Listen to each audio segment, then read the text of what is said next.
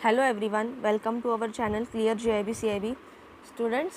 आज हम आपके ABFM का मॉड्यूल 1 का जो यूनिट 3 है ऑर्गेनाइजिंग, उसका पार्ट 4 करने वाले हैं। इसके पहले इसी यूनिट के हमने 3 पार्ट रिलीज़ किए हैं, तो अगर आप ये वीडियो फर्स्ट टाइम देख रहे हैं तो आई वुड सजेस्ट आप जाके पहले वो वीडियोस देखिएगा एंड देन आप ये पार्ट देखिएगा, ताकि आपको बेसिक कॉन्सेप्ट क्लियर रहेगा। इसी के साथ हमने ABFM का जो यूनिट 1 और 2 है, जो कि बेसिक्स ऑफ मैनेजमेंट और प्लानिंग, वो भी कंप्लीट किया है। प्लेलिस्ट है, तो आप वहाँ से जाके वो यूनिट्स भी पहले कंप्लीट कीजिए, और बाकी सब्जेक्ट्स के भी लेक्चर है। तो स्टार्ट करने से पहले सब्सक्राइब कीजिएगा हमारे चैनल को, बेल आइकन को प्रेस करना ना भूलिएगा, ताकि कोई भी इंपॉर्टेंट अपडेट आप मिस ना करो। और जैसे जैसे हम सिलेबस कवर कर रहे हैं, आप भी उसी इक्वली कंप्लीट कीजिएगा, उसी स्पीड से, क्योंकि नहीं तो लास्ट में आपको बर्डन हो जाएगा इतने सारे टॉपिक्स कवर करने में। So let us start students. Last part में हमने क्या देखा था? ऑर्गेनाइजेशन के टाइप्स रहते हैं, ठीक है। कौन से टाइप्स रहते हैं? Centralise, decentralise organisation, line and staff organisation, functional organisation, committee organisation.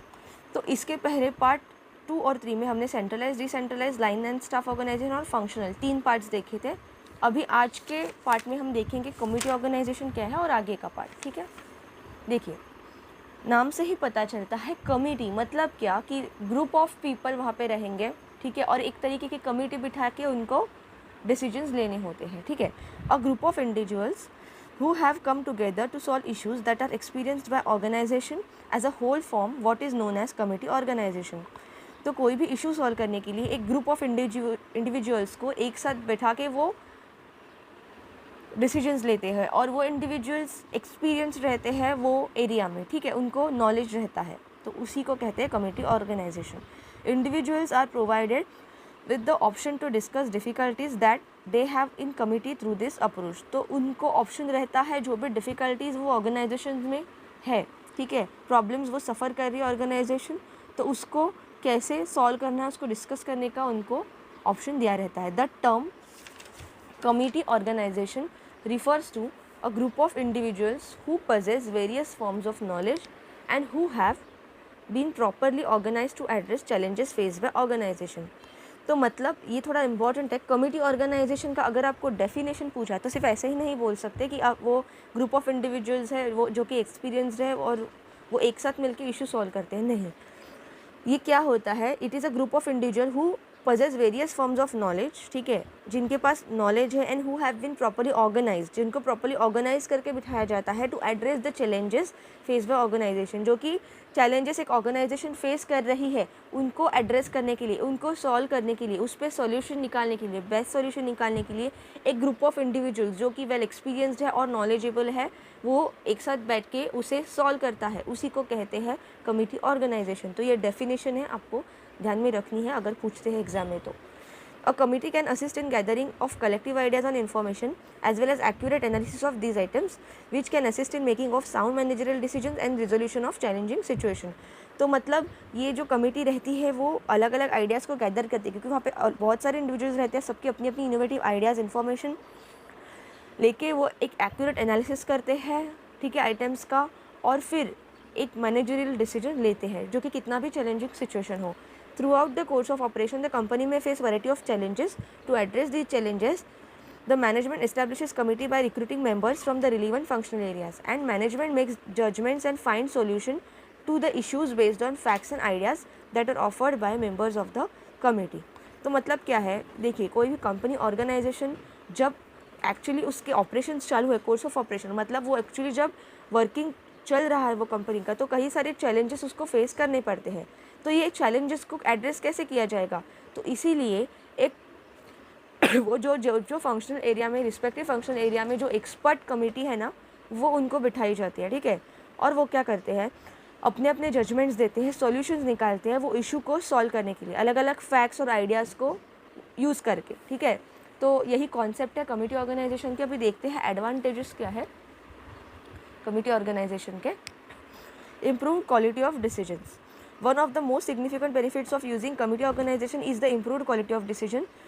Members with expertise and experience gleaned from wide range of domains will come together in this space. They arrive at the best decisions for resolving the difficult issues by first collecting the ideas of collective group and analyzing those suggestions। मतलब जो यहाँ पे expert और experience लोग हैं, ठीक है, तो ऑब्वियसली, और वो स्पेसिफिक एरियाज़ में एक्सपर्ट है, तो क्या रहेगा कि उनके डिसीजंस रहेंगे वो भी बेस्ट रहेंगे than any other normal member, individual member, ठीक है, या जो एक्सपीरियंस एक्सपर्ट नहीं है। दूसरा एडवांटेज है establishing goals, plans and policies. Every organization is started with a specific goals in mind, and to reach those goals it is necessary to establish goals as well as plans and policies.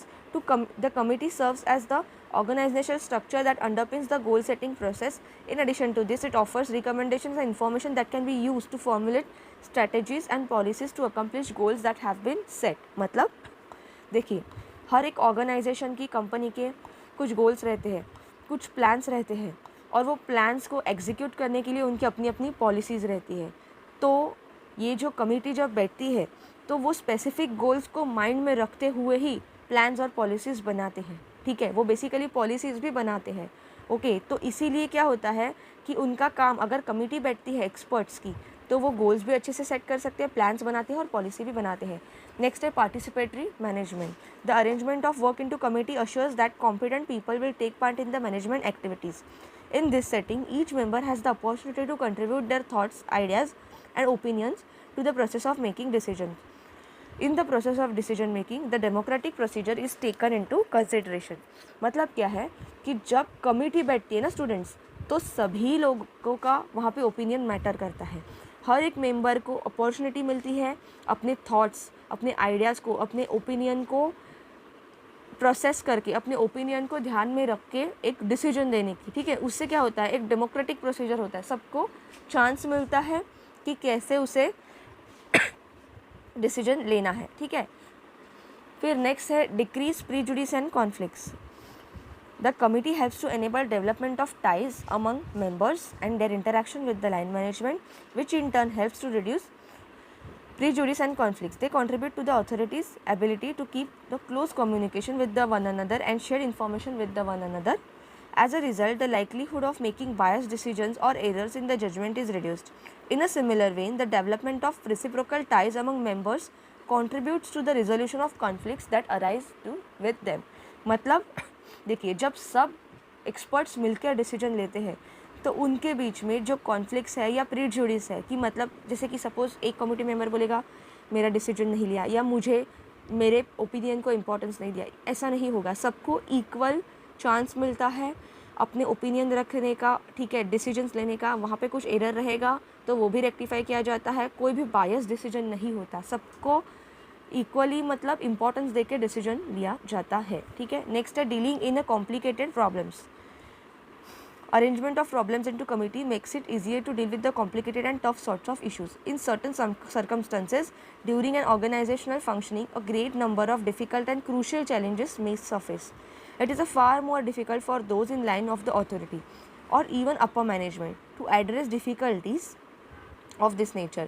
In situations like this, committees are formed by collecting specialists from the relevant fields in order to make it easy, simpler to find methodical solutions to the challenges at the hand. मतलब जब भी, हमेशा तो अच्छा environment नहीं रहेगा, कभी कभी कंपनी को डिफ़िकल्ट सिचुएशन से, प्रॉब्लम से, टफ़ इश्यूज से जाना पड़ता है, ठीक है। तो ऐसे में क्या होता है, जो क्रूशियल चैलेंजेस रहते हैं उसे कैसे फेस किया जाए, ठीक है। तो डिफ़िकल्ट सिचुएशंस रहते हैं उनको उससे कैसे गो थ्रू किया जाए ताकि कंपनी सक्सेसफुली स्टैंड रहे, ठीक है, मतलब वहाँ पे लॉस नहीं हो। तो ये सभी चीज़ें से भी एफिशिएंटली कमिटी ऑर्गेनाइजेशन डील करती है। फिर नेक्स्ट है commitment in implementation. To handle complicated and challenging issues, committee is establish, ठीक है।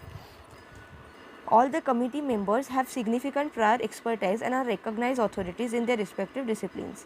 In addition, committees are comprised of knowledgeable people from highest level of management. They reach their decision after having an in-depth debate and analyzing the potential consequences of several different decisions. मतलब देखिए, ये complicated और challenging situations को handle करने के लिए ही ये experts की कमेटी बिठाई जाती है।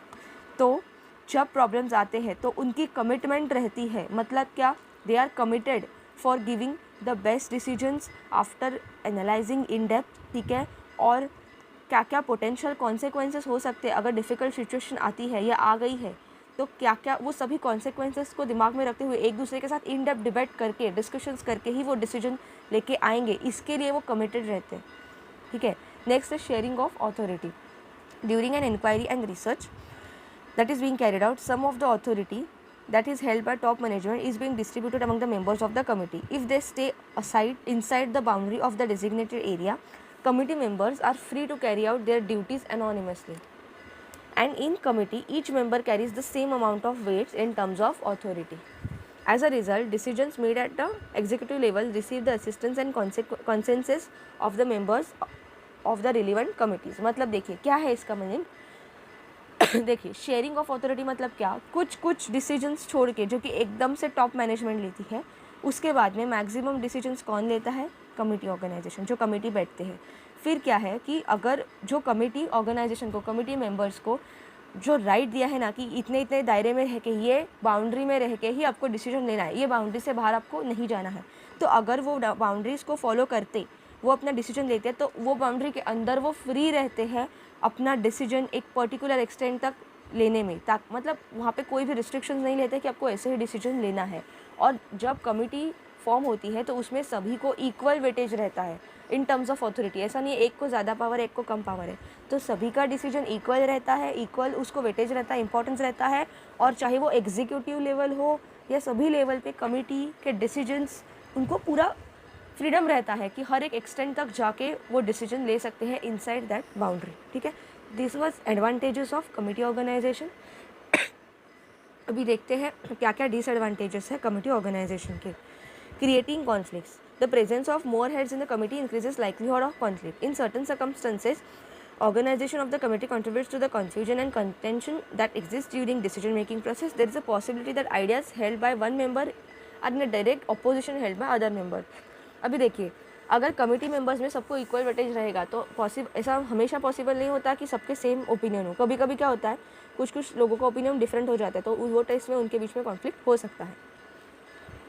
दूसरा डिसएडवांटेज है delay in decisions. Committee members take extra time to discuss various aspects of a problem. This causes decision-making process to be delayed. Discussions take up a significant amount of members of the committee time. The management might have to shoulder an additional financial burden if decision is delayed. मतलब क्या, हमेशा committee members तो with in one meeting he decision लेके आएंगे ऐसा ज़रूरी नहीं, तो कभी कभी वो डिस्कशंस के लिए, वो फाइनल डिसीजन में आने के लिए टाइम लेते हैं, ठीक है, डिस्कशंस करके, एनालिसिस करके, तो it might delay in the decision. Then possibility of diversion. Conversation that is taking place within the committee may be in some instances be redirected to another topic. Within the allotted amount of time, the members of the committee are unable to arrive at any kind of decision when faced with a scenario like this. They will need to give together more than once to reach satisfactory conclusion. मतलब ऐसा हो सकता है कि बात करते करते, conversation करते करते वो टॉपिक कहीं और ही चला जाए, क्योंकि वहाँ पे कमिटी है, ठीक है, बहुत सारे जन मिलके डिसीजन लेंगे. तो डिस्कशन करते करते ऐसा भी हो सकता है ना कि topic out of the topic ही हो. डिसीजन लेना है किसी और गोल पे और डिबेट चालू हो गया और कोई और ही टॉपिक स्टार्ट हो गया, तो ऐसा हो सकता है, पॉसिबिलिटी ऑफ डाइवर्जन. देन है the shifting tendency. The tendency to delegate decisions making to several committee is standard operating procedure in many organisation. When leaders are unable to conclude regarding the significant issues, they frequently defer the decision making process to the committee. ठीक है, they frequently defer the decision making process to the committee. This attitude of line executive hinders the initiative and inventiveness of their employees, which in turn has a detrimental effect on the performance of the firm. मतलब क्या, कभी कभी क्या रहता है कि जो committee members रहते हैं उनका जो डिसीजन मेकिंग टेंडेंसी है वो कुछ ऑर्गेनाइजेशन में SOP रहता है, मतलब स्टैंडर्ड ऑपरेटिंग प्रोसीजर रहता है, ठीक है. और जब ये जो लीडर्स है वो एक डिसीजन पे नहीं आ पाते, they are unable to come, ठीक है, वो एफिशिएंटली वो डिसीजन पे नहीं आते, तो क्या होता है कि वो किसी और को वो पास कर देते हैं, ठीक है. मतलब इसी को कहते हैं शिफ्टिंग टेंडेंसी. ये थोड़ा इंपॉर्टेंट है, एग्जाम में ये कॉन्सेप्ट पूछ सकते हैं कि शिफ्टिंग टेंडेंसी क्या है. ओके, तो शिफ्टिंग टेंडेंसी क्या है, जब कमिटी मेंबर्स, कमिटी के जो लोग हैं ऑर्गेनाइजेशन, वो they are unable to conclude some decision of some significant issue, तो वो क्या कर देते हैं, वो डिफ़र कर देते हैं, वो पास कर देते हैं, ठीक है. और ये क्या होता है, फर्म के जो परफॉर्मेंस है उसको अफेक्ट करता है, क्योंकि अगर जो एक्सपर्ट्स की कमिटी है वही डिसीजन नहीं ले पाएगी तो बाकी लोग कैसे लेंगे ना. फिर नेक्स्ट है lack of secrecy. It is difficult to keep the secrecy of the internal matters in the structure of the committee, which makes it difficult to preserve the committee credibility. The issues are dissected in detail by each member of the committee, and in course of doing so, they learn more about the workings of the organization as a whole. As a result, there is a great chance that organization secret plans and strategies will become public. मतलब क्या है देखिए, क्या है यहाँ पे एक इंसान नहीं काम कर रहा है, मल्टीपल लोग कमिटी में बैठ के जब डिस्कशंस करते हैं तो ऐसे कई प्राइवेट या कॉन्फिडेंशियल मैटर्स रहते हैं कंपनी के, ठीक है। कोई भी अगर प्रॉब्लम आता है तो इमीडिएट एक कंपनी, एक ऑर्गेनाइजेशन अपने एम्प्लॉय को नहीं बताती अरे ये प्रॉब्लम आ गया, इसमें हम लोग अभी सॉल्व करें, ऐसा नहीं होता। क्या होता है, कोई भी मैटर आता है, प्रॉब्लम आता है, इशू आता है, चाहे अभी हो या फ्यूचर में हो, उसको सीक्रेट वे में रख के कमिटी के सामने रखा जाता है, फिर कमिटी के मेंबर्स बैठ के उसको डिस्कस करते हैं। ये प्रोसेस में क्या होता है, अगर यहाँ पे मोर देन वन मेंबर है तो जो सीक्रेसी रहता है ना मैटर का, अगर किसी कमेटी मेंबर में जाके किसी और कलीग को या कोई एम्प्लॉय को या कहीं पे भी बाहर ये डिस्कस किया, ठीक है, तो क्या होता है, लैक ऑफ सीक्रेसी, जो ऑर्गेनाइजेशन का कॉन्फिडेंशियल वर्किंग है, ठीक है, उसका जो सीक्रेट इन्फॉर्मेशन है वो सीक्रेट नहीं रहता, वो लोगों में फैल जाता है, चाहे वो एम्प्लॉयज़ हो या आउटसाइड ऑर्गेनाइजेशन हो, ठीक है। फिर नेक्स्ट है distribution of responsibilities. Most members of the committee are concerned about the process of decision making. It is possible that committee will make an incorrect judgment in a certain circumstances, but in such a scenario, no one member will assume personal responsibility for incorrect decision made on behalf of committee. Everyone on the committee is eager to pass on responsibility to other member of the group. मतलब क्या है, कभी कभी क्या होता है, ऐसा हो सकता है कि कमिटी मेंबर्स गलत डिसीजन दे दे। वो केस में क्या होता है कि देखो, कमिटी मेंबर्स मिलकर डिसीजन ले रहे हैं, ओके, वो डिस्कस कर रहे हैं, लेकिन जब डिसीजन गलत होता है ना तो उसकी रिस्पॉन्सिबिलिटी लेने के लिए कोई तैयार नहीं है। वो क्या बोलते हैं, अरे हमने तो ग्रुप में डिस्कस किया है, तो इसकी रिस्पॉन्सिबिलिटी, इसकी अकाउंटेबिलिटी भी पूरे ग्रुप की ही है, ठीक है। वो पर्सनल रिस्पॉन्सिबिलिटी नहीं लेते for incorrect decisions made by on behalf of committee. तो वो केस में क्या होता है, रिस्पॉन्सिबिलिटी जो इनकरेक्ट डिसीजन से लॉस हुआ या कुछ भी प्रॉब्लम हुआ तो वो बाकी जन को वो बोलते हैं कि नहीं, इनकी वजह से भी हुआ है क्योंकि ये ग्रुप डिसीजन था, ओके। देन नेक्स्ट है डिवीजन ऑफ अकाउंटेबिलिटी। इसी का नेक्स्ट एक्सटेंडेड फॉर्म है ये। In a committee based organization, no one is head responsible for the decisions that are reached by a committee. This results in a split accountability. The decision reached by committee is referred as a one's decision because it affects everyone's equally. If there is an even slightest error in the way decisions are made, there is a possibility that company will experience difficulty. No one is willing to accept the whole blame for the error that was made by entire committee, and this is the situation we find ourselves in. मतलब क्या, देखिए मैंने अभी आपको बोला कि अगर incorrect decision होता है तो कोई भी खुद पे रिस्पॉन्सिबिलिटी देने के लिए तैयार नहीं होता, वो सब पे वो डिस्ट्रीब्यूट करते हैं क्योंकि वो बोलते हैं सबका डिसीजन है। तो इसीलिए होता क्या है कि जब अकाउंटेबिलिटी निकलती है, ठीक है, कि ये इसके लिए कौन अकाउंटेबल है, ठीक है, आपको पता ही होगा, बैंक में अगर कुछ भी प्रॉब्लम हुआ या कुछ भी मतलब जिसकी वजह से लॉस हुआ, जो कि अच्छे से अगर वर्किंग नहीं हुआ, जो कि अच्छा डिसीजन ले सकते थे लेकिन नहीं ले पाए, तो अकाउंटेबिलिटी हम लोग निकालते हैं कि इसके लिए कौन अकाउंटेबल है। तो जब कमिटी बेस्ड ऑर्गेनाइजेशन होती है उसमें क्या होता है कि सब एम्प्लॉयज़ मिलकर डिसीजन लेते हैं। तो अगर कोई भी एक के डिसीजन से ऑर्गेनाइजेशन को लॉस हुआ, एरर हुआ, डिफ़िकल्ट सिचुएशन एक्सपीरियंस करना पड़ा, तो उसमें अकाउंटेबिलिटी एक की नहीं होती, उसमें भी अकाउंटेबिलिटी शिफ्ट होती है क्योंकि वो पूरे कमेटी का डिसीजन है, वो ग्रुप का डिसीजन है। और वो केस में क्या होता है, कोई भी एक पर्सन कमेटी का अपना वो ब्लेम खुद पे लेने के लिए तैयार नहीं रहता वो एरर का, क्योंकि वो क्या बोलता है, अरे ये तो एंटायर कमेटी का डिसीजन था। तो ये इंपॉर्टेंट है students, from exam perspective division of accountability concept क्या है ये पूछा जा सकता है, ठीक है, क्योंकि आपको ऐसे नहीं पूछेंगे डिसएडवांटेज क्या है कमेटी ऑर्गेनाइजेशन का, ठीक है, वो तो सभी लोग आप लर्न करोगे, लेकिन ऐसे कुछ कुछ कॉन्सेप्ट्स है जो आपको, या जैसे कि यहाँ पे देखिए शिफ्टिंग टेंडेंसी, ये क्या होता है, ये भी वही होता है कि अगर वो डिसीजंस नहीं ले पाते तो वो शिफ्ट करते हैं। तो ये कुछ कुछ कॉन्सेप्ट्स आपको थोड़े ध्यान में रखने हैं, ये कॉन्सेप्ट पूछे जा सकते हैं। तो स्टूडेंट्स यहाँ पे हम जो टाइप्स ऑफ ऑर्गेनाइजेशंस थे वो टॉपिक कंप्लीट करते हैं। अभी आगे देखते हैं कि ऑर्गेनाइजेशन स्ट्रक्चर क्या होता है, ठीक है, उसके क्या क्या टाइप्स हैं। There are broadly two types of organisation structures. पहला है फॉर्मल ऑर्गेनाइजेशन स्ट्रक्चर और दूसरा है इनफॉर्मल ऑर्गेनाइजेशन स्ट्रक्चर। इम्पॉर्टेंट है ये टॉपिक, लेकिन ईजी है, आपको समझ में आ जाएगा। देखिए फॉर्मल ऑर्गेनाइजेशन क्या होता है, देखिए फॉर्मल ऑर्गेनाइजेशन को ओपन या ओवर्ट भी बोलते हैं। इसमें क्या होता है, कौन से पॉइंट्स आते हैं फॉर्मल ऑर्गेनाइजेशन में, पहले वो समझो। Goals and objectives, policies and procedures, job descriptions, financial resources, authority structures, channels of communication, products and services. तो ये सभी चीज़ें आती हैं फॉर्मल ऑर्गेनाइजेशन में। मतलब जब आप फॉर्मल ऑर्गेनाइजेशन का स्ट्रक्चर देखोगे तो उसमें ये सभी चीज़ों का एनालिसिस करके फॉर्मल ऑर्गेनाइजेशन बनेगी। ओके, दूसरा टाइप है इनफॉर्मल ऑर्गेनाइजेशन। इसको हिडन या कोवर्ट भी बोलते हैं। मतलब क्या है कि यहाँ पे जो पॉइंट्स आते हैं ना, वो डायरेक्टली विजिबल नहीं रहते, ठीक है, वो हिडन जैसे रहते हैं, तो उनको हमें समझना रहता है। जैसे कि beliefs and assumptions, perceptions and attitudes, values, feelings, joy, fear, anger, hatred and group norms. तो ये क्या चीज़ें हैं, ये विजिबल नहीं है, ये हिडन है, लेकिन वी कैन सेंस दिस, ठीक है। तो ये आते हैं इनफॉर्मल ऑर्गेनाइजेशन में। अभी देखते हैं क्या है, ये इंपॉर्टेंट है, एग्जाम में आपको पूछ सकते हैं।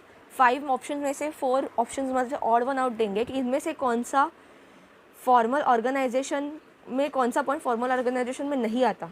तो ये सब दे देंगे, एक और वन, ये एक इसमें से दे देंगे, या ऐसे भी हो सकता है ये इनमें से कौन सा पॉइंट इनफॉर्मल ऑर्गेनाइजेशन में नहीं आता, ये इनमें से 4 देंगे और एक इनमें से दे देंगे, या और कोई दे देंगे। तो आपको ये समझना ज़रूरी है कि जो हिडन है लेकिन जो सेंस किया जा सकता है, जैसे कि belief, assumption, perception, attitude, value, feelings and group norms, ये आते हैं इनफॉर्मल में, लेकिन ये बाकी के जो है ये आते हैं फॉर्मल में। Okay, formal organisation as a result of planning process, managers create an organizational structure to achieve methodical work and effective utilization of resources. This structure will be the outcome of organizing process. The terms formal organization structure refers to this kind of structure. मतलब क्या है कि जहाँ पे जब managers को planning process करना है, ठीक है, उसके रिजल्ट में जब मेथोडिकल रिजल्ट्स उनको अचीव करने हैं, तो वो कैसे कौन से चीज़ों को ध्यान में रख के वो रिसोर्सेज को अच्छे से यूटिलाइज करके रिजल्ट लेके आएंगे, ठीक है। तो यही आता है फॉर्मल ऑर्गेनाइजेशनल स्ट्रक्चर में। The formal organisational structure describes in detail the functions that should be carried out by everyone, the authority that should be delegated to everyone, the responsibility that should be assigned to each individual, the superior and subordinate relationship, the designation that should be given to each person within the organization. The managers purposefully craft this structure to facilitate the achievement of their organization's objectives. मतलब क्या कि देखिए formal organisation में exactly आता क्या है, क्या क्या फंक्शंस, ठीक है, क्या क्या फंक्शंस सब ने मिलके कैरी आउट करने हैं, किस पर्सन को, किस एम्प्लॉय को, किस मैनेजर को क्या क्या अथॉरिटी दी है, किसे क्या रिस्पॉन्सिबिलिटी दी है, कौन सा टास्क कंप्लीट करने की, सुपीरियर सबॉर्डिनेट का रिलेशनशिप कैसा है, उनको क्या डेजिग्नेशन दिया है ऑर्गेनाइजेशन में, जहाँ पे जिसके दायरे में रह के वो काम करेंगे। तो ये सभी चीज़ें आती है फॉर्मल ऑर्गेनाइजेशन में, ठीक है। ये इंपॉर्टेंट है, ये एक तरीके का आप डेफिनेशन समझ सकते हो कि फॉर्मल ऑर्गेनाइजेशन क्या है। ओके, देखते हैं फीचर्स क्या है। The act of consciously structuring anything results in the formation of official and formal organizational structure. तो कुछ भी अच्छे से कॉन्शियसली स्ट्रक्चर करना, ये पॉइंट जो भी हमने ऊपर देखे, इसको समझ के एक ऑर्गेनाइजेशन का स्ट्रक्चर बनाना ऑफिशियली, ओके, उसको कहते हैं formal. The accomplishment of organisational goal is intended to serve as the motivation of formal organisational structure. यहाँ पे मोटिवेशन क्या रहता है एम्प्लॉयज़ के लिए, मैनेजर्स के लिए, कि हमें गोल अचीव करना है। A formal organizational structure delegates distinct responsibility to each individual members of the group. Okay, हर एक को अलग अलग रिस्पॉन्सिबिलिटी दी रहती है। In formal organization, each member is given a specific amount of authority or decision making power depending on the nature of organization. हर एक person को, हर एक member को अलग अलग अमाउंट ऑफ अथॉरिटी और डिसीजन मेकिंग पावर रहती है, सेम नहीं रहती, ठीक है। उसके बेसिस पे वो अपना काम करता है। The establishment of hierarchical connections between superiors and subordinates is a direct consequence of formal organisation structures, ठीक है। उनका बेसिकली जो हायरार्किकल कनेक्शन है जिसमें यूज़ करके वो काम करेंगे, उसी को कहते हैं formal organisational structure. The organisations formal organisational structure serve as the backbone of hierarchical communication network. मतलब क्या कि ऑर्गेनाइजेशनल का जो फॉर्मल ऑर्गेनाइजेशन स्ट्रक्चर है वही बैकबोन है हायरार्किकल कम्युनिकेशन नेटवर्क का। मतलब क्या है कि जब आप किसी ऑर्गेनाइजेशन का स्ट्रक्चर बनाओगे ना, जैसे कि अगर ऊपर है चेयरमैन, फिर नीचे है एमडी, ठीक है, फिर डीएमडी, ये सब चीज़ें, फिर मैनेजर, फिर एम्प्लॉयज़, ठीक है, फिर ऑफिसर्स, फिर क्लरिकल, ये क्या है, ये हम हायरार्की बनाते हैं। तो ये हायरार्की जो बना रहे हैं तो उनका एक दूसरे से फॉर्मल स्ट्रक्चर है ना, वो स्ट्रक्चर में रह के ही वो काम करेंगे। तो इसीलिए ये जो फॉर्मल ऑर्गेनाइजेशनल स्ट्रक्चर है ना, ये एक बैकबोन रहता है हायरार्किकल कम्युनिकेशन नेटवर्क का, ठीक है, कि वो जिसको इमीडिएट नेक्स्ट उसका जो हेड है, बॉस है, जिसको उसे रिपोर्ट करना है, उसको उसके हेड को रिपोर्ट करना है, उसको उसके हेड को रिपोर्ट करना है। मतलब क्या है, वो अपने हायरार्किकल कम्युनिकेशन के लिमिट में रह के ही काम करेंगे। एडवांटेजेस देखते हैं क्या है फॉर्मल ऑर्गेनाइजेशन के। Organise tasks. When an organization has a formal organization structure, its operations are more organized and run efficiently. Task अच्छे से ऑर्गेनाइज करके वो काम करेंगे, क्योंकि ऑलरेडी वहाँ पे हर एक पॉइंट्स को एनालिसिस करके ही प्लानिंग किया जाता है। Successful completion of organisational objectives.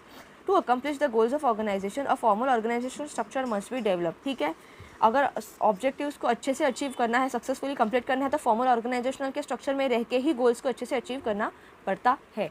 ठीक है, नेक्स्ट है avoidance of duplication of functions. Work is typically parcelled out in a methodical fashion across several departments and personnel within an official organizational structure. As a result, there is no opportunity for the labor to be performed in a redundant or overlapping manner. मतलब क्या है कि जो duplication of functions है, देखिए अभी अगर आप एक ऑर्गेनाइजेशनल स्ट्रक्चर बना रहे हो, एक हायरार्की बना रहे हो, और इसमें आप क्लियरली मेंशन करो, जैसे कि हमने यहीं पर डेफिनेशन में देखा कि किस इंसान पे क्या रिस्पॉन्सिबिलिटी है, कौन इंसान क्या काम करेगा, मतलब एम्प्लॉय क्या अथॉरिटी है, क्या रिस्पॉन्सिबिलिटी है, कौन सा फंक्शन वो परफॉर्म करेगा। मतलब क्या है कि हम पहले से ही अच्छे से उसको डिवाइड कर रहे हैं सबका काम। तो इसकी वजह से होता क्या है, जो डुप्लीकेशन ऑफ वर्क है, अगर एक काम को एक इंसान कर रहे हैं तो सेम काम दूसरा इंसान नहीं करेगा, क्योंकि उसका प्लानिंग ऑलरेडी किया हुआ रहता है। फिर है harmony. The formal organisational structure enables different departments to coordinate their work, which is a positive outcome. यहाँ पे क्या रहता है कि उनके बीच में एक अच्छे से कम्युनिकेशन रहता है, एक पॉजिटिव आउटकम देते हैं। क्यों? क्योंकि गोल्स का देख के ही, एक हायरार्किकल ऑर्गेनाइजेशन का स्ट्रक्चर बना के ही, फॉर्मल वैल्यूज़ में जो फॉर्मल पॉइंट्स है उसको देख के हुए ही उनके बीच में कम्युनिकेशन होता है, तो पॉजिटिव आउटकम आएगा ही। फिर establishing ones place in the chain of command. Superior and subordinate relationship, often known as the one who reports to whom, is delineated in an unmistakable manner by formal organizational structure. मतलब देखिए chain of command क्या है, हमने ये concept last video में भी देखा था कि जब टॉप अथॉरिटी से बॉटम के अथॉरिटी तक जैसे वो कनेक्टेड है, कमांड आती जाती है, फिर वो कमांड अपने रिस्पेक्टिव लोअर अथॉरिटी को, लोअर एम्प्लॉय को पास करते हैं। तो जब सुपीरियर सबऑर्डिनेट रिलेशनशिप होता है ना, मतलब हायर और लोअर लेवल का जो कि कनेक्टेड है, तो वो अच्छे से चेन ऑफ कमांड में एक दूसरे को कमांड देंगे और काम करवा के लेंगे। इससे क्या होगा कि मिस्टेक होने के चांसेस कम है। Placement of a greater emphasis on work. Work takes place precedence over the personal connections in the formal organization structure which prioritizes productivity about the camaraderie. मतलब क्या है कि यहाँ पे हमेशा इंपॉर्टेंस वर्क को ही दिया जाता है, पर्सनल कनेक्शंस, पर्सनल वैल्यूज़ को, पर्सनल नीड्स को वैल्यू मतलब नहीं देते। सिर्फ और सिर्फ वर्क को फोकस में रखते हुए, गोल को फोकस में रखते हुए काम होता है। ठीक है, तो ऑब्वियसली ग्रोथ तो रहेगी ही क्योंकि वर्क को ज़्यादा एम्फेसिस दिया जाता है। अभी देखते हैं डिसएडवांटेजेस क्या क्या है।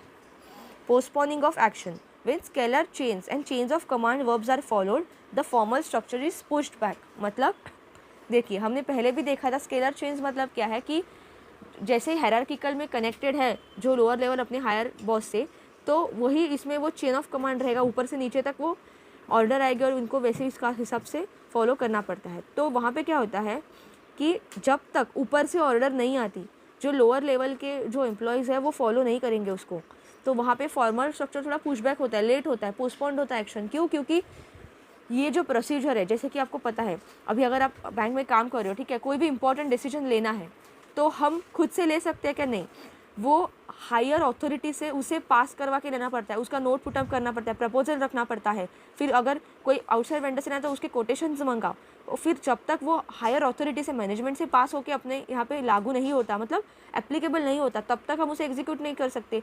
तो ये सब स्ट्रक्चर्स में होता क्या, एक्शन पोस्टपोन्ड होता है, उसको डिले होता है। ठीक है, दूसरा है does not consider employees social requirements. The fact that formal organization structures does not give emphasis to the psychological and social needs of employees may contribute to decline the employees' morale, which in turn may lead to the fall of productivity. यहाँ पे employees की जो social requirements है, उनका कुछ psychological या social need है, कुछ प्रॉब्लम है, ठीक है, या कुछ भी उनको मतलब उनकी मेंटल रिक्वायरमेंट है या कुछ भी सोशल नीड्स है, उसको प्रायोरिटी नहीं देते, तो इसीलिए मे भी वो उनका मोरल डाउन होकर प्रोडक्टिविटी फॉल हो सकती है। फिर है placement of exclusive emphasis on work. only the task itself is given value by formal organization structures, human relation, creativity, ability and other such things are disregarded. मतलब क्या है, यहाँ पे सिर्फ फोकस वैल्यू सिर्फ किसको दिया जाता है, काम को, ठीक है, आपको सिर्फ काम दिया है, आपको ये गोल सेट किया, आपको वही करना है, उसके आगे ह्यूमन रिलेशंस क्या है, एम्प्लॉयज़ अपना दिमाग यूज़ करके, क्रिएटिव इनोवेशन यूज़ करके अपनी अच्छे से एबिलिटी यूज़ कर रहा है या नहीं, ठीक है, ये सब चीज़ों को फोकस नहीं किया जाता, सिर्फ आपको काम करना है और काम ही करना है। तो ये हो जाता है, सिर्फ वर्क को एम्फेसाइज करते हैं, बाकी उनके पर्सनल वैल्यूज़ को वैल्यू नहीं करते, ठीक है। तो ये थे डिसएडवांटेजेस। अभी देखते हैं स्टूडेंट्स इनफॉर्मल ऑर्गेनाइजेशन क्या होता है। देखिए, फॉर्मल के ऑपोजिट तो इनफॉर्मल रहेगा ना। फॉर्मल मतलब क्या, हम स्कूल में लेटर लिखते थे। फॉर्मल लेटर मतलब क्या, जो कि ऑफिस में देना है, बिजनेस में। इनफॉर्मल मतलब क्या, जो कि फैमिली को, किसी रिलेशन को लिखना है। वही सेम कॉन्सेप्ट यहाँ पे है। इनफॉर्मल ऑर्गेनाइजेशन में भी ऐसे सब पॉइंट्स आते हैं जो हमने यहाँ पे अभी देखे, जो कि हिडन है लेकिन जो सेंस किए जाते हैं, ठीक है। Beliefs, assumptions, perceptions, attitudes, values, feeling, जैसे कि Joy, fear, anger, hatred and group norms, ठीक है। Within formal organization structure, different job responsibilities are delegated to different individuals. Individuals create some social and friendly groups within the organization because of interactions that takes place between them while working in various employee positions. One or more structure exists within company that is referred to as an informal organizational structure. This structure is formed by a network of social and friendly groups. मतलब क्या है, देखिए, formal organisational structure में अपनी responsibility को carry करते करते लोगों के बीच में पर्सनल रिलेशंस, एक फ्रेंडली रिलेशंस भी बनते हैं, एक सोशल रिलेशंस भी बनते हैं। अगर आप 6 to 7 आवर्स या उससे मोर देन टाइम भी एवरी डे साथ में बैठ के काम कर रहे हो, तो इसका मतलब ये है कि आपको एक दूसरे के साथ कम्युनिकेशन रखना पड़ेगा, ठीक है। इसका मतलब क्या है, एक तरीके का एक सोशल रिलेशनशिप जनरेट होगा, ठीक है। मतलब वहाँ पे आप एक्चुअली रिलेशंस में नहीं हो, जैसे कि फैमिली में रहता है, मदर है, फादर है, सन है, डॉटर है, वाइफ है, लेकिन यहाँ पे आपको काम करने के लिए जो कम्युनिकेशन रहता है उसकी वजह से एक सोशल रिलेशनशिप, एक फ्रेंडली ग्रुप्स बनते हैं, और वही आता है इनफॉर्मल ऑर्गेनाइजेशन में। And unofficial organisational structures springs into existence on their own and the primary purpose of these structures is to facilitate the attainment of psychological fulfilment. मतलब जब फॉर्मल ऑर्गेनाइजेशनल स्ट्रक्चर्स में आप काम करते हो तो एक तरीके का अनऑफिशियल रिलेशन बनता है। मतलब कैसे होता है कि आपको डेली कम्युनिकेट करना पड़ता है। अगर आपको ये काम करना है तो आपको कोऑपरेट करके काम करना है, ठीक है। आपको सिर्फ ऐसा नहीं है कि मैं मेरे डेस्क का काम करूँगी या मैं मेरे डेस्क का काम करूँगी, ऐसा नहीं होता है। जैसे कि for example maker checker concept भी है, तो जब तक मेकर क्लियर नहीं करता, चेकर उसको टिक नहीं कर सकता। या कुछ भी काम है जो ग्रुप में कंप्लीट करना है, जो कोऑर्डिनेशन से कंप्लीट करना है, तो होता क्या है कि वहाँ पे एक दूसरे को हेल्प करके, कोऑर्डिनेशन में सपोर्ट करके, एक कम्युनिकेशन करके वो काम किया जाता है, ठीक है। तो इसके लिए होता क्या है कि गोल, मेन अचीवमेंट तो रहता है कि गोल अचीव करना मेन ऑब्जेक्टिव रहता है, लेकिन उसके लिए आपको एक तरीके का सोशल ग्रुप वहाँ पे क्रिएट होता है। Because of the people working in the various job positions interact with each other to build informal structure, the presence of informal structure is dependent on the existence of formal structure. देखिए informal structures build कब होगा, जब formal structure रहेगा ना। मतलब जब आप एक ऑफिस में, आपके ऑर्गेनाइजेशन में एक फॉर्मल स्ट्रक्चर्स में बैठ के काम करोगे, ठीक है, जब वो काम करने के लिए आप कोऑर्डिनेट करोगे, कम्युनिकेट करोगे, तभी तो आपके बीच में इनफॉर्मल स्ट्रक्चर मतलब सोशल ग्रुप या फ्रेंडली ग्रुप बनेगा। क्यों, जब आप कम्युनिकेट करोगे। अगर आप फॉर्मल स्ट्रक्चर में नहीं हो, अगर आप ऑफिस में वो स्ट्रक्चर में नहीं बैठे हो वो काम करने के लिए, तो आपके बीच में इनफॉर्मल स्ट्रक्चर कैसे बनेगा। ये समझ रहा है कॉन्सेप्ट क्या है। तो ये एज अ डेफिनेशन के फॉर्म में आपको पूछ सकते हैं कि इनफॉर्मल ऑर्गेनाइजेशन होता क्या है, ठीक है। ये फॉर्मल स्ट्रक्चर के अंदर ही एग्जिस्ट करता है और वहाँ पे क्या रहता है, एक कुछ ऑफिशियल ऑर्गेनाइजेशनल स्ट्रक्चर नहीं रहता है, एक सोशल और फ्रेंडली ग्रुप जैसे बनते हैं to fulfil that goal they are communicating, ठीक है। Next, this is because the job positions are form in the formal structure. If there is no formal structure, then there won't be any job positions, which means there won't be any people working in job positions and there won't be any informal organization. देखिए, अगर formal organization structure नहीं रहेगा, office ही नहीं रहेगा, तो job position ही नहीं रहेंगे. Job position ही नहीं रहेंगे तो पीपल वहाँ पे वर्क कैसे करेंगे, और अगर पीपल वहाँ पे वर्क नहीं करेंगे एक साथ में एक ऑफिस में बैठ के, तो वो उनके बीच में इनफॉर्मल स्ट्रक्चर कैसे बनेगा ना. ठीक है, तो ये सभी कनेक्टेड है बेसिकली फॉर्मल स्ट्रक्चर से. ठीक है, देखते हैं फीचर्स क्या इनफॉर्मल ऑर्गेनाइजेशन के. The managers don't have to make any conscious efforts to construct unofficial structures, rather it just happen. Manager को कुछ एक्स्ट्रा एफर्ट नहीं डालने होते हैं, वो कम्युनिकेशन एक दूसरे से होता है, फ्रेंडशिप्स होते हैं, सोशल ग्रुप्स अपने आप बनते हैं। Employees often build their own informal organisational structures to achieve greater psychological fulfilment. मतलब ये देखिए, ये वर्ड बार बार है साइकोलॉजिकल फुलफिलमेंट। देखिए क्या होता है, जब आप काम कर रहे हो ऑफिस में, ठीक है, तो आप कोऑर्डिनेशन से काम कर रहे हो, आप एक दूसरे को हेल्प कर रहे हो, ठीक है। अगर कुछ काम साथ में करना है तो उसमें हेल्प करके एक कोऑर्डिनेशन में एक सोशल ग्रुप बना के आप काम कर रहे हो, क्योंकि आपको डेली आपके लाइफ के 24 आवर्स के बीच में से 7 hours you are at least 7 hours आप एक ऑर्गेनाइजेशन में एक साथ बैठ के कुछ लोगों के साथ दे रहे हो। तो वो केस में तो एक ग्रुप तो बनेगा ही, ठीक है, एक फ्रेंडली ग्रुप रहेगा, सोशल ग्रुप रहेगा।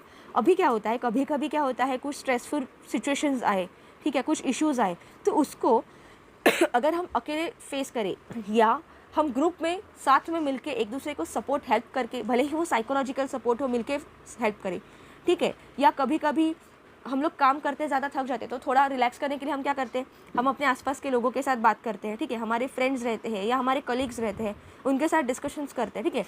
वी आर नॉट रोबोट कि कंटिन्यूसली हम सिर्फ काम ही करें, कुछ बोले ही नहीं मुँह से, ऐसा नहीं होता ना।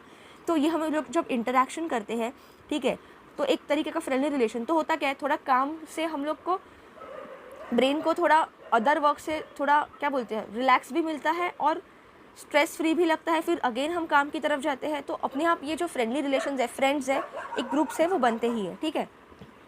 N informal organisational structure does not have a predetermined chain of command और set way for the information to flow through. ऐसा इसका कुछ predetermined chain of command नहीं है, ये अपने आप एक साथ मिलकर काम करते हैं, तो बात करते हैं, कोऑर्डिनेशन से काम करना है, तो हेल्प करते हैं एक दूसरे को, तो अपने आप वो इनफॉर्मल स्ट्रक्चर बनता है। Under an informal structure, it is impossible to determine the origin of information because any individual can contact any other member of organization. इसमें कुछ आप एग्जैक्ट डिटरमाइन कर नहीं सकते कि क्या इसका ओरिजिन है। कोई भी एक इंडिविजुअल कोई दूसरे इंडिविजुअल को कांटेक्ट कर सकता है, ठीक है। The formal organisational structure is necessary for existence of informal organisational structure. लेकिन इनफॉर्मल ऑर्गेनाइजेशनल स्ट्रक्चर तभी एग्जिस्ट करेगा जब फॉर्मल ऑर्गेनाइजेशनल स्ट्रक्चर रहेगा, ठीक है। अभी देखते हैं क्या क्या एडवांटेजेस है। अभी देखते हैं एडवांटेजेस क्या है इनफॉर्मल ऑर्गेनाइजेशन के। Effective and rapid communication, because of the informal structure does not adhere to the hierarchical chain, there is a potential for communication to be disseminated quickly. Rapid communication होगा क्योंकि friendly relationship है, ठीक है, social group है, तो फटाफट communicate करके data pass कर सकते हैं, satisfies societal requirements. Informal communication gives psychological and social needs of employees the necessary consideration they need which in turn encourages those individuals, ठीक है। उनकी सोशल रिक्वायरमेंट्स मैंने अभी बोला कि अगर कुछ भी प्रॉब्लम आता है या कुछ भी स्ट्रेसफुल सिचुएशन है तो डिस्कस करके वो सॉल्व कर सकते हैं। Correct response, highest level managers can learn the actual input that their employees have and numerous political and strategic thanks to the informal structures। मतलब जो फॉर्मल स्ट्रक्चर में एम्प्लॉयज़ को अगर कुछ भी प्रॉब्लम्स रहेंगे, जो भी पॉलिसीज़ में, स्ट्रेटेजीज़ में अगर उनको खुद से कुछ भी प्रॉब्लम रहेगा वो एग्जीक्यूट करने में, तो वो इनफॉर्मल स्ट्रक्चर में जाके अपने मैनेजर से एज अ फ्रेंडली वे में वो डिस्कस कर सकते हैं, पर्सनल रिलेशनशिप में जाके, ठीक है। तो इससे होता क्या है कि मैनेजर्स को अपने प्रॉब्लम का जो एम्प्लॉयज़ है उससे वो स्ट्रिक्ट वे में, फॉर्मल स्ट्रक्चर्स में जो इशू नहीं समझ पाते वो इनफॉर्मल स्ट्रक्चर्स में आके वो समझ सकते हैं। Utilisation of informal structure as a strategic tool, okay. The information gleaned from informal groups can be used in order to win the support of the employees and enhance their level of performance. अगर कोई भी head, कोई भी manager अपने employees से एक friendly relationship रखेगा और उनके प्रॉब्लम समझ के लेगा, उनको हमेशा सपोर्ट करेगा, ओके, उनसे एक सोसाइटल ग्रुप में रहेगा, तो होगा क्या कि उसको हमेशा उसके एम्प्लॉयज़ का, उसके ऑफिस में काम करने वाले सभी लोगों का एक सपोर्ट मिलेगा और उनका परफॉर्मेंस भी बेस्ट रहेगा, क्योंकि एक अच्छा रिलेशनशिप रहेगा। तो हम क्या सोचेंगे कि अपना बॉस अच्छे से अपने को इतना सपोर्ट करे तो हम भी अच्छा काम करके उसे भी 100% सपोर्ट करें। Grapevine can swiftly communicate swiftly into one to another, ठीक है। मतलब क्या, कम्युनिकेशन अच्छा रहेगा through collaboration with the informal groups. Managers can effectively exploit both official and informal organisation for their own purposes, ठीक है। मतलब क्या है, इनफॉर्मल ग्रुप्स का जो कोलैबोरेशन है उसके यूज़ करके मैनेजर है वो अपने खुद के जो भी काम रहेगा वो भी अच्छे से अपने लोगों से इनफॉर्मल कम्युनिकेशन में काम करके काम करवा ले सकता है, ठीक है, जो भी ऑफिस के काम रहेंगे। डिसएडवांटेजेस देखते हैं क्या है। Engage in rumour spreading, according to results of a survey around 70% of the information that is disseminated through the informal organisational structure is a rumour which might lead to employees in the wrong direction. देखिए, जब बातें होती है, जब friendly relation होता है, informal groups में हम लोग ऑफिस में बात करते हैं, तो हो सकता है कि कुछ रूमर्स भी स्प्रेड हो। एक सर्वे के हिसाब से 70% ऑफ द इन्फॉर्मेशन रूमर रहते हैं, ठीक है। then no organized task. An organization needs for structure to run efficiently cannot meet informal organizational structure. कुछ specific organized task नहीं रहता इसमें. Potential to have unfavorable effects. If informal organization disagrees with the decision and changes made by organization, it will extremely challenging to put such decisions into action inside such organization. मतलब अगर कुछ important decisions लिए, कुछ changes किए working में, और अगर informal structure है तो एम्प्लॉयज़ बोल सकते कि अगर उनका फ्रेंडली रिलेशनशिप रहेगा तो बोल सकते कि we will not follow this, ठीक है, हमें ये नहीं एग्री है क्योंकि इससे हमें तकलीफ होगा, कुछ भी प्रॉब्लम हो सकता है या कुछ भी उनको स्ट्रेस पड़ सकता है, ठीक है। तो अगर वहाँ पे फॉर्मल है तो उनको फॉलो करना पड़ेगा, लेकिन अगर इनफॉर्मल है तो दे विल नॉट फॉलो, ठीक है। Placement of a greater emphasis on individual interest. When compared to satisfying an organizational interest, the informal structure places a greater emphasis on the fulfillment of individual interest. मतलब क्या है, informal structure में हर एक individual को अपने अपने हिसाब से, उसके इंटरेस्ट के हिसाब से ही एम्फेसिस वो करता है इनफॉर्मल स्ट्रक्चर में, ना कि ऑर्गेनाइजेशन को क्या चाहिए, ना कि काम क्या करना है, ना कि गोल क्या अचीव करना है। उसका फोकस क्या रहेगा, खुद के नीड्स, खुद के इंटरेस्ट, खुद का कंफर्ट जोन, ठीक है। तो ये भी एक डिसएडवांटेजेस ही है। ओके, ये जो थर्ड पॉइंट है ना स्टूडेंट, इसका मतलब क्या है, देखिए अनफेवरेबल इफेक्ट्स, मतलब ये है कि सपोज अगर एक ऐसा हुआ केस कि कभी भी ऑफिस में अगर ज़्यादा प्रेशर है, तो अगर ऐसा होता है कि आपको बोला जा सकता है कि आपको लेट तक बैठ के काम करना है। अगर ये फॉर्मल वे में ऑर्डर इशू किया तो क्या होगा, फॉर्मल वे का ऑर्डर में कि उनको ऑर्डर आया है, उनको फॉलो करना ही है।